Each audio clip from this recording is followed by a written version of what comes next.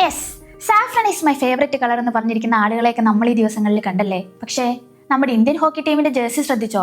അവിടെ നീല മാഞ്ഞു, സാഫ്രൺ വന്നു. ബട്ട് വെയിറ്റ്, ഇത് വെറൊരു ജേഴ്സി മാറ്റമല്ല. This is a massive sporting debate. ഒരു രാജ്യത്തിന്റെ ടീം ജേഴ്സി എന്നത് വെറൊരു തുണിക്കഷ്ണമല്ല. It's an identity, it's an emotion. Indian hockey എന്ന് കേൾക്കുമ്പോൾ തന്നെ മനസ്സിലേക്ക് നമ്മുടെ ആദ്യം വരുന്നത് ബ്ലൂ ജേഴ്സി തന്നെയാണല്ലേ. ധ്യാൻ ചന്ദ് മുതൽ ബൽബീർ സിംഗ് വരെ 8 ഒളിമ്പിക് ഗോൾഡ് മെഡലുകൾ വാരിക്കൂട്ടിയ ചരിത്രം ആ നീല നിറത്തോടൊപ്പം എഴുതി ചേർത്തതാണ്. അർജന്റീനയ്ക്ക് അവരുടെ ഐക്കണിക് സ്ട്രൈപ്സ് പോലെ, ബ്രസീലിന്റെ യെല്ലോ ജേഴ്സി പോലെയായിരുന്നു ഇന്ത്യക്ക് ഈ ബ്ലൂ. അന്നൊക്കെ ഓരോ വിജയം ആഘോഷിച്ചപ്പോൾ നമ്മൾ നെഞ്ചിലേറ്റിയത് ആ ബ്ലീഡ് ബ്ലൂ സ്പിരിറ്റ് ആയിരുന്നു. മുൻ ഒഡീഷ മുഖ്യമന്ത്രി നവീൻ പട്നായിക് ചോദിച്ചതുപോലെ രാജ്യത്തെ ഒന്നിപ്പിച്ച് നിർത്തിയ ആ സ്പോർട്ടിംഗ് ഹെറിറ്റേജിനെ ഒറ്റ രാത്രി കൊണ്ട് മായ്ച്ചു കളയാൻ നോക്കുന്നത് പെറ്റി പൊളിറ്റിക്സ് അല്ലാതെ പിന്നെ എന്താണ്? പക്ഷേ ഹോക്കി ഇന്ത്യ നൽകിയ വിശദീകരണം കേട്ടാൽ നമുക്ക് ചിരി വരും കേട്ടോ. Purely technical reason.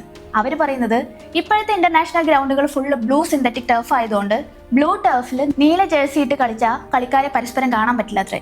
So to improve on field performance അവർ തിരഞ്ഞെടുത്തത് സാഫ്രൺ ആണ്. ന്യായീകരണം കൊള്ളാം, but there is the twist. Green ടർഫിൽ ഗ്രീൻ ജേഴ്സി ഇട്ട് പാകിസ്ഥാൻ 3 തവണ വേൾഡ് കപ്പ് ജയിച്ചിട്ടുണ്ടെങ്കിൽ നീല ടർഫിൽ നീല ജേഴ്സി ഇട്ട് കളിച്ചാൽ ശരിക്കും എന്താ കുഴപ്പം? ഇതുവരെ ഇല്ലാത്ത വിസിബിലിറ്റി പ്രോബ്ലം പെട്ടെന്ന് 2026 പൊട്ടി വീണതിന് പിന്നിൽ ഫെഡറേഷന്റെ വക എന്ത് മാസ്റ്റർ ബ്രെയിൻ ആണുള്ളത്? വിമർശകരെ വിട്ടുകൊടുക്കാൻ തയ്യാറല്ല. ഫോമർ ക്യാപ്റ്റൻ വിരേൻ രാസ്കിനെ ചോദിക്കുന്നു, were is the logic? Legacy and identity focus എവിടെ പോയി? ഇതൊരു സാഫ്രണൈസേഷൻ ആണെന്ന് പറഞ്ഞ് ഒരുപാട് പേര് കടുത്ത എതിർപ്പുമായി എത്തി. Hockey India president Dilip Tirkey പോലും പറയുന്നു തന്നോട് ചോദിക്കാതെയാണ് ഈ തീരുമാനം എടുത്തതെന്ന്. സീനിയർ പ്ലെയേഴ്സിനോട് ആരും കൺസൾട്ട് ചെയ്തിട്ടില്ല. അതായത് പ്രോസസ്സിലും ട്രാൻസ്പെറൻസി ഇല്ല, തീരുമാനത്തിലെ ലോജിക്കും ഇല്ല. ക്രിട്ടിക്സ് കൃത്യമായി ചൂണ്ടിക്കാണിക്കുന്നത് ഇതാണ്. ഇത് വിസിബിലിറ്റി കൂട്ടാനൊന്നുമല്ല, സ്പോർട്സിലേക്ക് കൃത്യമായിട്ടുള്ള ഒരു സാഫ്രണൈസേഷൻ കടത്തിവിട്ട് നാളെ മറ്റ് സ്പോർട്സിലേക്കും ഇത് പരീക്ഷിക്കാനുള്ള ഒരു ട്രയൽ റൺ മാത്രമാണ്.